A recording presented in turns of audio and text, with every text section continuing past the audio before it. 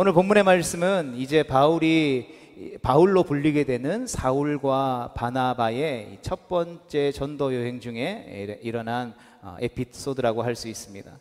사도행전 13장 5절에 보면 살라미라는 지명이 언급되는데 그 지역은 오늘날의 사이프러스라는 섬에 있습니다. 지금의 이제 터키 미치고 이제 이스라엘로 치면 이제 서쪽에 있는 섬인 것이죠. 또 본문에 등장하는 바보 역시 우리 화면에 있는 것처럼 사이프러스 섬에 있는 지명인데 이곳은 사이프러스 섬에서 살라미아의 정반대의 쪽에 있습니다. 이 두 도시의 거리는 약 120km 정도 떨어져 있다라고 이야기합니다. 바울과 바나바는 이 사이프러스 섬을 여행하면서 전도했는데 살라미에서 배를 내린 이들은 섬을 통과해서 섬의 반대편에 있는 바보라는 도시에 도착하게 됩니다. 그런데 이들은 이 바보에서 두 명의 중요한 인물을 만나게 되죠. 하나는 바예수라고 불리는 사람이었고 또 다른 사람은 서기오 바울이라는 사람이었습니다. 바예수라는 이름은 예수의 아들 혹은 여호수아의 아들이라는 뜻입니다. 성경에 기록된 대로 이는 유대인이었습니다. 이 사람은 또 하나의 이름을 갖고 있었는데 바로 엘루마가 바로 그의 또 다른 이름이었습니다. 사도행전 13장 6절의 말씀에 보면 이 사람은 거짓 선지자요 박수 즉 남자 무당이었다라고 기록하고 있습니다. 제가 이해하는 대로 해석하다면 이 박수무당은 세습무당과는 좀 다르죠. 이른바 신기가 있는 사람이 내림굿을 통해서 귀신을 섬기는 그런 무당을 박수무당이라고 하죠. 그 중에서도 남자 무당을 의미합니다.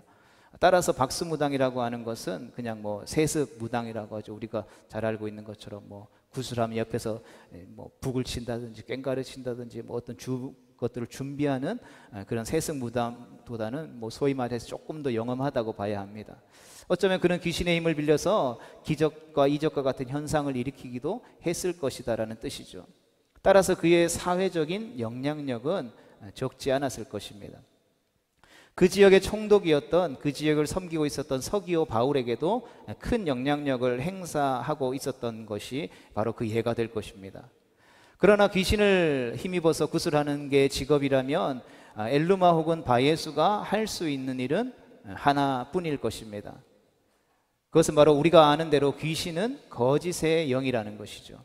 즉 사탄이나 그의 졸개인 귀신이나 그 근본이 거짓에서 시작되었기 때문에 그가 입을 열어 말할 때마다 거짓이 나올 수밖에 없다라는 것이죠.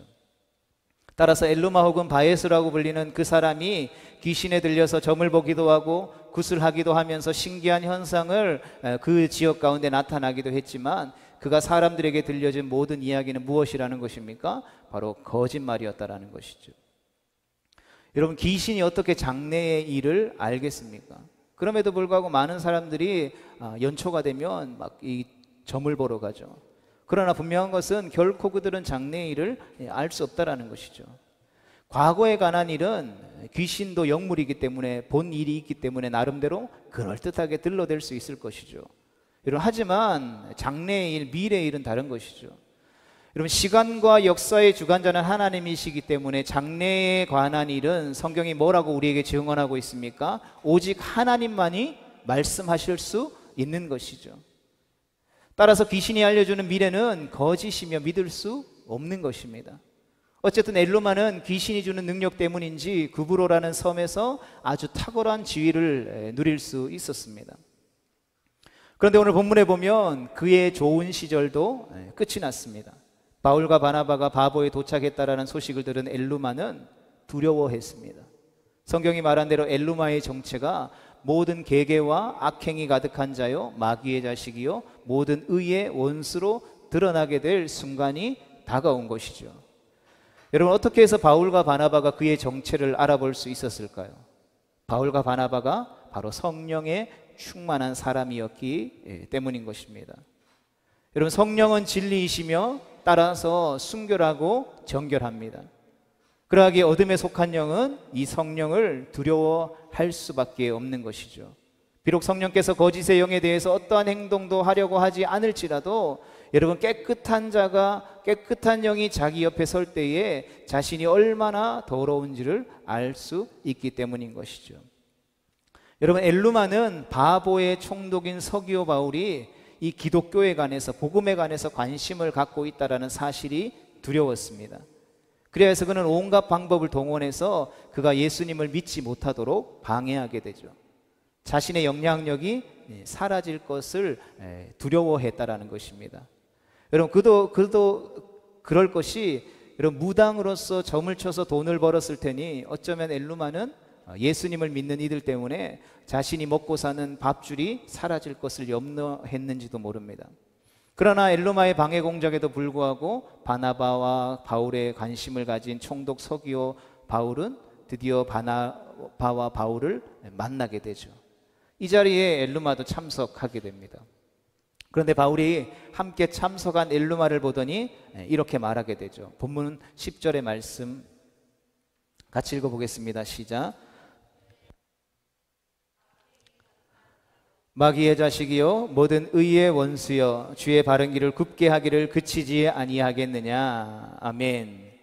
성령께서 바울의 입을 통하여서 내어놓으신 말씀은 귀신에 사로잡힌 엘루마의 정체를 무섭도록 정직하게 폭로하게 됩니다. 성도 여러분, 엘루마는 속임수와 악한 행위를 일삼는 사람이었습니다. 따라서 그는 성경이 기록하고 있는 대로 마귀의 자식으로 불려야 하는 것이죠. 마귀가 좋아하는 일을 따라했기 때문입니다.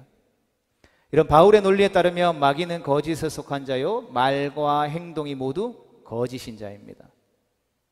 여러분, 나는 마귀에 속한 사람입니다, 나는 마귀의 자식입니다 라는 말은 하지 않더라도, 여러분, 우리가 부르신 삶의 자리 가운데서 우리가 거짓말을 하고 누군가를 계속해서 속인다고 한다면 그는 마귀의 자식인 것이죠. 나는 마귀의 자식 아닙니다 그러고 나서 돌아서서 거짓말을 계속하면, 누군가를 계속해서 속이면 그가 입으로 내뱉은 말은 거짓이 되어지는 것이죠. 여러분, 그래서 우리는 누군가가 무슨 말을 하느냐가 중요한 것이 아니라 그가 말한 그대로 행동하는가에 주목할 수 있어야 하는 것이죠. 마귀의 성격을 닮았기 때문인 것입니다. 그런 사람은 정의의 원수가 될 뿐이라는 것이죠. 여러분, 정의라고 하는 것은 바른 길이며 하나님께서 옳다고 보시는 기준인 것이죠. 그러하기에 예수님을 믿는 사람들은 계속해서 말씀드리지만 세상 사람들이 말하는 도덕적인 기준과 정의의 기준을 따라 사는 사람들이 아닌 것이죠. 그것은 당연한 것이고, 하나님께서 옳다고 보시는, 하나님께서 기뻐하시는, 하나님께서 우리 가운데 주신 진리의 말씀의 기준을 따라서 옳다고 하는 것을 행해야만 그가 바로 의로운 하나님의 백성이요 정의로운 사람인 것이죠. 세상 사람들이 아무리 이 사람 너무 훌륭하고 착하고 성실하네요, 그런데 성경에 나와 있는 대로 하나님의 진리의 말씀을 따라 살지 않는다면 세상 사람들에게는 칭송받을지 모르겠지만 하나님 앞에서는 결코 의로운 사람이 될 수 없는 것이죠. 마귀가 항상 사용하는 거짓과 속임수는 하나님의 속성과 결코 함께할 수 없는 거스르는 것이죠. 하나님은 언제나 진실하시기 때문인 것입니다. 따라서 마귀의 행동은 언제나 하나님께서 하시려는 일과 부딪힐 수밖에 없는 것이죠. 여러분, 성격이 정반대인 사람과 함께 있으면 서로 싸우지는 않더라도 불편한 것이 사실입니다. 그냥 같은 자리에 있는 것만으로도 부담스럽기 때문인 것이죠. 하나님과 마귀 역시 한 자리에 공존할 수 없죠. 여러분, 더욱이 엘루마는 더욱 큰 잘못을 저질렀습니다. 그것이 무엇입니까? 총독 서기오 바울이 예수님을 믿고자 하고 알고자 하는 그 일을 방해했다라는 것이죠. 총독이 예수님께 관심을 가지고 그를 더욱 알려고 하는 것은 하나님께서 기뻐하시는 일이었습니다. 물론 총독 자신이 복을 받을 만한 마음을 가진 것이기도 하려니와 그로 인해서 그 지방에 복음이 전파되는 일이 더욱더 순조롭게 되기 위한 하나의 통로일 수도 있었다라는 것이죠. 아주 간단하게 말씀드리자면 엘루마는 마귀가 시킨 일을 했다라는 것이죠. 마귀는 그 지역에 예수님의 이름이 전파되는 것을 싫어하는 것이죠. 여러분, 우리가 이 교회 안에 울타리에 모여서 예배하고 서로 아름답게 교제를 나누고 집에 돌아가서는 전혀 예수님을 믿는 성도의 삶과 전혀 관계없는 삶을 살고, 또 주일이 되면 교회에 나와서 예배드리고 서로 아름답게 교제하고 또 집으로 돌아가서 이러한 패턴에 반복되는 신앙생활을 한다면 어쩌면 우리는 세상에서 말하는 것처럼 더 큰 교회가 될 수도 있고 더 성공적인 교회라는 건물을 이루어갈 수도 있을 것입니다. 그러나 중요한 것은 거기에는 결코 하나님이 함께 하시지 않을 거라는 것이죠. 때로는 우리가 부르신 삶의 자리 가운데 나아가서 진리의 말씀을 위해서 외치고 복음을 전하며 하나님이 기뻐하시는 일들을 행하려고 할 때에 세상 사람들이 우리를 핍박하고 우리를 어렵게 하고 우리를 힘들게 하고 고통과 고난의 길로 우리를 빠뜨린다 할지라도 중요한 것은 그 좁은 길 좁은 문을 향해 나아가는 걸음 가운데에 우리 주님이 함께 하신다면 그것은 바로 우리에게 있어서 가장 성공적인 걸음이 된다라는 것입니다. 성도 여러분, 엘루마를 통해서 거짓말과 마술로 영향력을 행사했던 지역 가운데에, 아니 마귀 자신이 지배했던 그 영역 가운데에 예수님께서 들어온다라는 것은 상상할 수 없을 만큼 사탄 마귀에게는 끔찍한 일이라는 것이죠.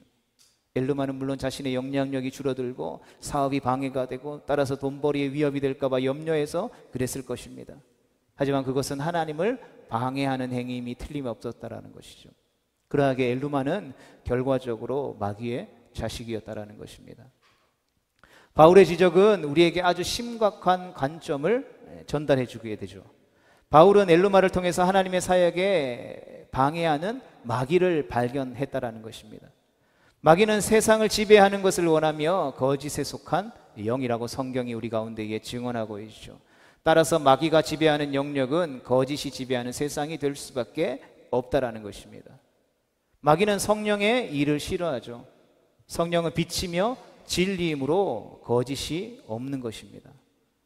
여러분, 어둠에 익숙한 눈이 빛을 싫어하듯이 여러분 마귀에게 속한 영역들은 진리의 밝은 빛을 내리쬐는 것을 두려워하는 것이죠. 여러분, 왜 세상이 교회를 무너뜨리려고 하고 왜 세상이 교회를 싫어합니까? 세상은 어둠이고 교회는 빛이기 때문인 것입니다. 우리 안에 어떠한 빛을 낼 수 있는 능력이 있기 때문이 아니라 빛 대신 예수 그리스도께서 우리와 함께 하시기 때문이라는 것이죠. 그러하기 대체될 수밖에 없는 것입니다. 그러하기에 교회를 두려워할 수밖에 없는 것이죠. 여러분, 쉬운 예로 여러분 교회가 아니라면 세상 사람들이 자기가 원하는 마음대로 산다고 한들 그 누가 뭐라 하겠습니까?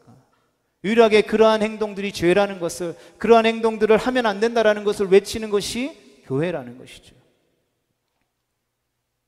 그 밝은 빛에 의해서 자신의 더러움과 악행이 드러나기 때문인 것이죠.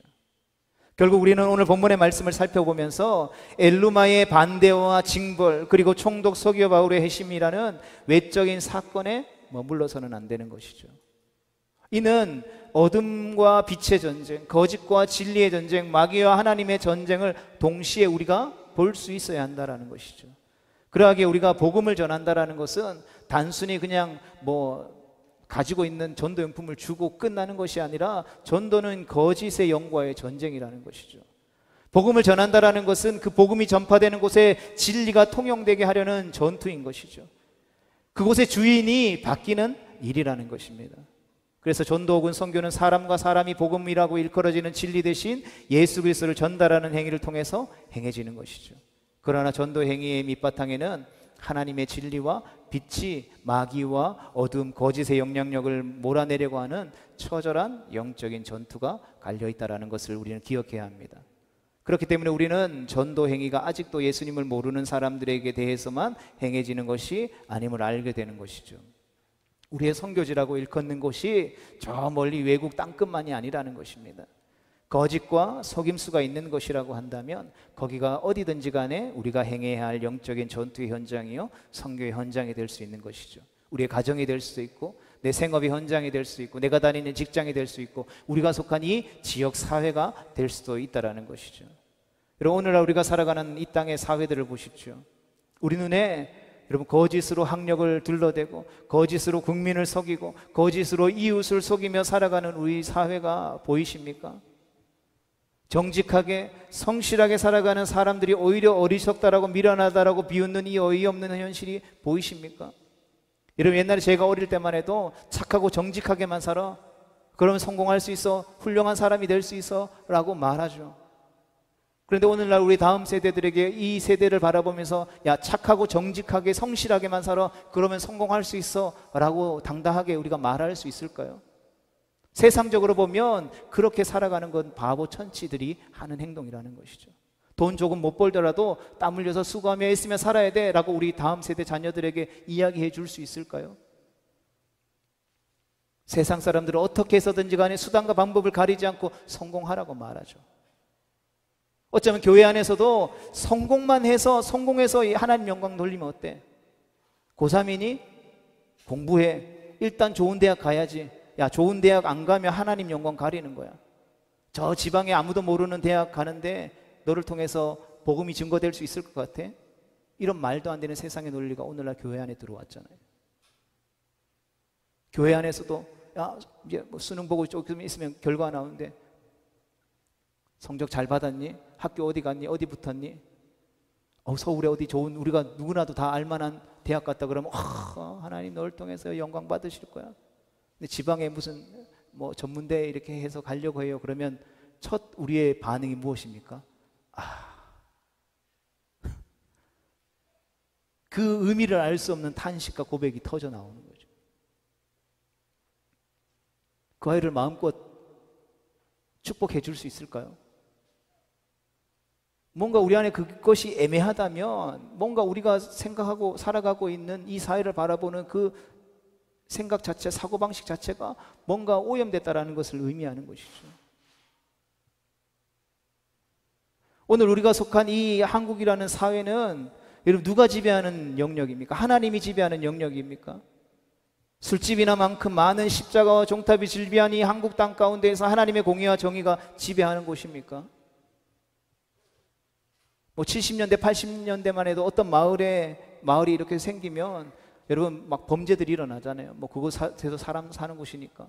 그때 당시에는 뭐 저도 경험해보지 못했지만 역사를 통해서 이야기를 들어보면 그 동네에 경찰서 하나 들어오는 것보다 교회 하나 들어오는 게 범죄율이 더 낮아지고 그 마을에 좋은 영향력을 끼친다고 해서 교회가 들어오기를 막 바랬다라고 해요. 그런데 요즘 어떤 동네에 교회 들어온다 그러면 집값 떨어지게 무슨 교회 들어오고 이 혐오시설 들어오면 안 된다라고 막 사람들이 이야기하잖아요. 한국 사회가 아무리 거짓과 어둠이 지배한다라고 하더라도 최소한 성도들만큼은 말씀의 진리 앞에 내 생각을 내려놓고 정의롭게 정직하게 산다라고 과연 자신 있게 말할 수 있을까요? 여러분 이 짧은 질문을 통해서 우리가 생각해 봅시다. 여러분 만약 어떤 사람이 거짓으로 쌓아 올린 경력이나 불법을 행함으로 인해서 돈을 벌어서 교회에 필요한 선교비와 구제비를 많이 낸다라면 과연 하나님이 기뻐하실까요? 여러분 이것은 한 가지 예에 불과합니다만 하나님께서 진실로 기뻐하시는 것은 사람의 열정과 행위가 아니라는 것입니다. 이런 행위의 주체인 사람 그 자신인 것이죠. 그가 얼마나 많이 전도하고 얼마나 많이 선교하고 얼마나 많이 구제하고 얼마나 많이 봉사하느냐가 아니라 여러분 바로 그 사람이 그 자신이 얼마나 진리의 빛 가운데에 정직하고 정결하게 속해 있느냐가 더 중요하다는 것이죠. 여러분 거짓으로 불법으로 번 돈은 그것으로 어떠한 일을 한다 할지라도 하나님을 결코 감동시킬 수 없다라는 것이죠. 진리 위에 서지 않는 행위는 하나님을 기쁘시게 할 수 없는 것이죠. 하나님은 우리의 마음을 중심에 보시는 분이신 줄 믿으시기를 축복합니다. 그 마음의 중심을 보시기에 많고 적음을 하나님이 중요하게 여기시지 않는다라는 것이죠. 왜 그렇습니까? 그것들은 원래부터 하나님께 속한 것이 아니었기 때문인 것이죠. 성도 여러분, 우리가 이러한 관점으로 볼 때 거짓과 탐욕으로 가득한 이 세상에서 우리가 허락하신 삶의 자리에서 우리가 일하며 생업을 영위하며 살아간다는 것이 무슨 의미인지 분명하게 우리가 볼 수 있어야 할 것입니다. 우리가 거짓을 행하고도 불법을 행하고도 정당하다라고 주장하며 그럴 수밖에 없다라고 항변하는 어둠과 거짓에 충만한 사회에서 살아왔다라는 것이죠. 우리는 앞으로도 거기서 살게 될 것입니다. 거짓과 어둠은 비단 한국 사회만을 지배하지 않습니다. 사실은 어둠과 거짓은 세계 곳곳에 어느 곳이라도 영향력을 행사하고 있죠. 이 엄청난 현실을 우리는 도무지 어떻게 해야 할 수 있을지 감당이 되지 않습니다. 하지만 분명한 것은 오늘 예배하는 우리가 하나님의 자녀이며 따라서 우리가 그분의 진리와 빛에 속한 성도로서 자녀로서 살아가야 한다라는 사실인 것이죠. 바울은 엘루마를 보면서 무엇을 이야기했습니까? 진실을 이야기했죠. 그는 자칭 예수의 아들 혹은 여호수아의 아들이라는 이름을 가지고서 귀신의 종노릇을 하는 엘루마를 바라보았습니다. 그리고 바울은 진리의 영에 사로잡혀 있었기 때문에 엘루마의 정체를 깨달을 수 있었죠. 그리고 성령 하나님의 역사가 이어졌습니다. 성도 여러분, 오늘날 사랑하는 우리 조국 대한민국에서 일어나고 있는 우리의 마음을 짓누르는 이 사회의 문제들 역시 우리가 이렇게 풀기 시작해야 한다는 것이죠. 그러기에 우리 또한 할 일이 있는 것입니다. 그것은 우리가 살아가고 있는 이 사회의 현실에서 벌어지고 있는 하나님을 대적하여 일어나는 일들과 그런 악법들이 분명히 잘못되었다라는 것이며, 그렇게 살아서는 안 된다라고 말할 수 있어야 한다라는 것이죠. 오늘날 교회들이 그러한 것을 외치지 못하는 이유가 무엇인지 아십니까? 교회마다요, 교회를 건축하고 어떤 일들을 할 때에 자연스럽게 스며든 것이 있어요. 그것이 무엇이냐면 불법인 거예요. 불법. 100개의 교회가 있으면 99개의 교회는 교회에 불법 건축물이 있다는 제 통계를 본 적이 있습니다. 누군가 신고하면요, 그걸 다 뜯어내거나 벌금을 내야 돼요. 여러분, 우리가 진리의 아들이고 정직하고 정결하게 행해야 하는 성도라면 어떻게 해야 합니까? 뜯어내더라도, 벌금을 내더라도 그러한 일들이 일어나면 안 되죠. 그러나 자연스럽게 묵인하는 일들이 일어나요. 그런 것이 하나가 되고 두 개가 되고 세 개가 되고 규모가 커지면 더 이상 세상을 향해서 그것이 잘못되었다라고 말하지 못하는 거예요. 교회 안에도 세상적인 기준이 다 들어와 있으니까 세상에서 일어나는 일들이 잘못되었다라고 성도들이 말할 수 없는 거예요. 왜 그렇습니까? 나도 그렇게 살아가고 있기 때문에. 그러하기 때문에 오늘 이 시대를 바라보면서 성도들이 교회가 해야 될 것이 무엇입니까? 누군가를 비난하기 이전에, 그것이 잘못되었다라고 말하기 이전에 나 자신을 돌아보고 정결한 하나님의 백성으로 다시금 회복되어져야 하는 것이죠.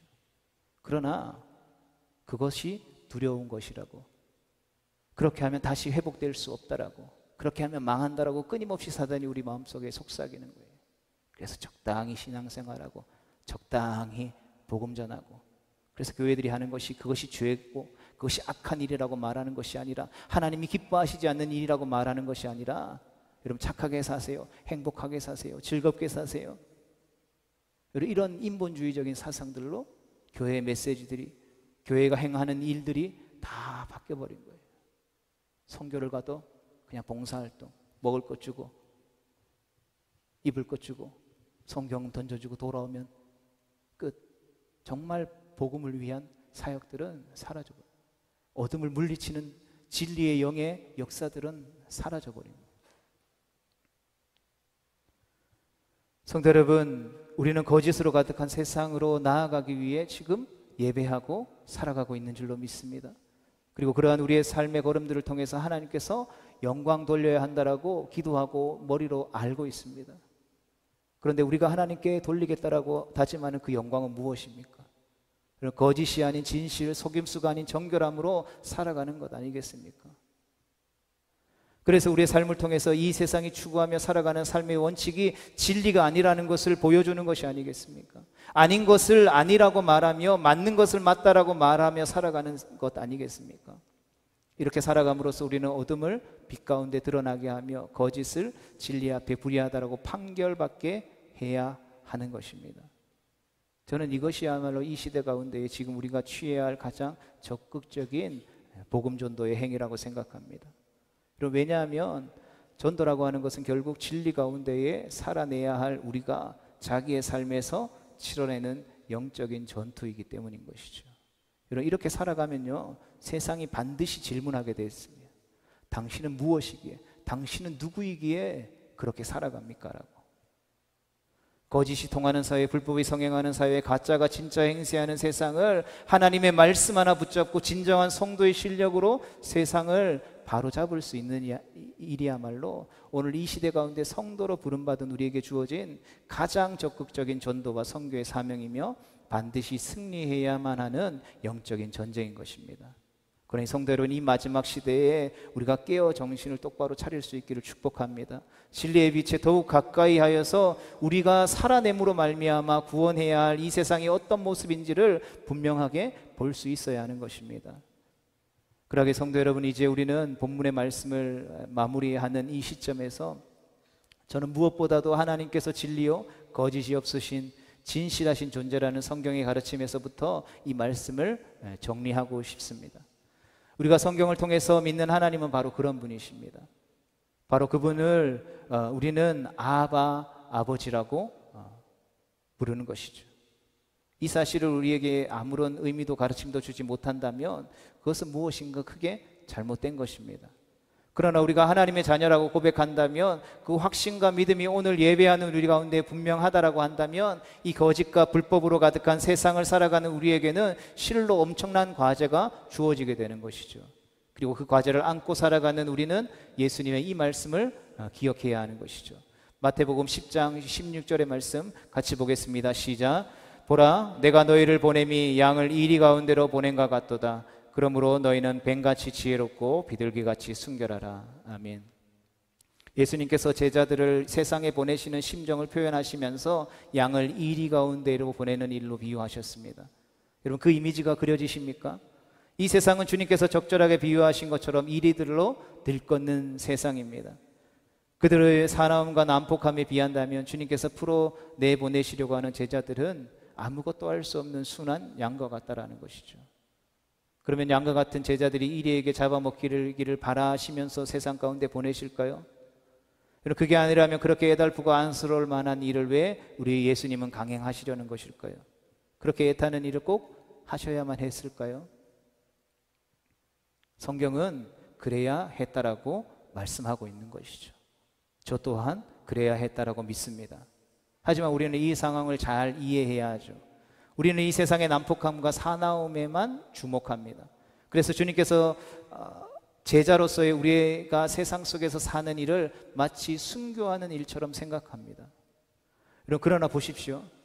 여러분, 진리와 불의의 싸움, 하나님과 마귀의 싸움은 어디서 결정되었습니까? 예수 그리스도의 십자가 위에서 이미 결정된 것입니다. 승부가 끝났다라는 것이죠. 그리고 예수님께서는 마귀와의 이 싸움에서, 이 세상 공중의 권세 잡은 자와의 싸움에서 승리하셨다라는 것입니다. 그러므로 주님께서 우리를 내보내려고 하시는 세상은, 이 세상에서 우리는 이미 어떻게 된 자들입니까? 이긴 자들이라는 것이죠. 승리한 자들이라는 것입니다.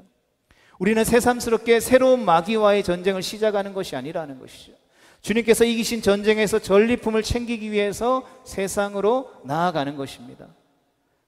마치 우는 사자가 우리를 삼키려고 막 소리치지만 그 사납고 무서운 우는 사자의 상태는 어떠한 상태인 것입니까? 동물원에 갇혀 있는 것이죠. 결코 풀 수 없는 쇠사슬을 감고 있는 상태라는 것이죠. 아무리 사납게 외치지만 우리에게 있어서 털끝 하나 건드릴 수 없는 상태라는 것입니다. 그러므로 문제는 전쟁도 아니고 우는 사자처럼 우리를 향해서 소리치는 세상의 험악함도 아니라는 것이죠. 세상으로 보냄받은 우리가 뱀처럼 지혜로워지기 위해서 세상을 향해 나아가는 것이고, 비둘기처럼 순결하기 위해서 세상 속에 살아가는 것이라는 것입니다. 아멘이십니까? 우리가 이 사실을 날마다 때마다 우리의 마음속에 새겨야 하는 것입니다. 그러므로 우리가 진리의 자녀로서 세상 속에서 어떻게 살아가야 하는가에 관한 질문에 대해서 대답할 때에 먼저 이 사실을 반드시 전제해야 되는 것이죠. 그것은 바로 우리의 싸움은 이미 끝이 난 싸움이라는 것입니다. 그러므로 이제 우리의 관심은 내 눈과 내 상황과 내 형편에 보이는 결과와의 관계없이 우리가 얼마나 진실하며, 우리가 얼마나 순결하며, 우리가 얼마나 정직하고 얼마나 지혜로워야 하는지에 대해서 집중해야 한다는 것입니다. 여러분, 이것이 진리의 자녀로 우리가 세상 가운데 살아가는 방법이라는 것이죠. 그럼에도 불구하고 우리는 사납게 일렁이는 이 세대 가운데를 살아가면서 때로는 두려움에 휩싸인 것입니다. 하나님의 말씀대로 살아가면 내가 망하는 거 아니야? 실패하는 거 아니야? 사람들에게 손가락질 받는 거 아니야? 여러분, 그것이 세상에서의 손가락질과 세상에서의 판단과 세상에서의 외침만이라면 어쩌면 견뎌내고 이겨낼 수 있을 것도 같습니다. 그런데 세상의 인본주의 사상들이, 세상의 세속화가 교회 안에도 빠르게 들어왔죠. 그래서 순결하고 정직하게 최선을 다해서 땀 흘리며 수고하는 사람을 바라보면서 너 하나님의 축복받지 못했네? 너 실패했네? 야, 너 그 직장 다녀가지고 어떻게 하나님 앞에 영광 돌려? 너 그 학교 다니면서 어떻게 하나님이 기뻐하시는 일들을 할 수 있어? 그렇게 하면 안 돼. 정직하고 순결하고 지혜롭게 살아가는 그 삶을 짓밟는다라는 것이죠.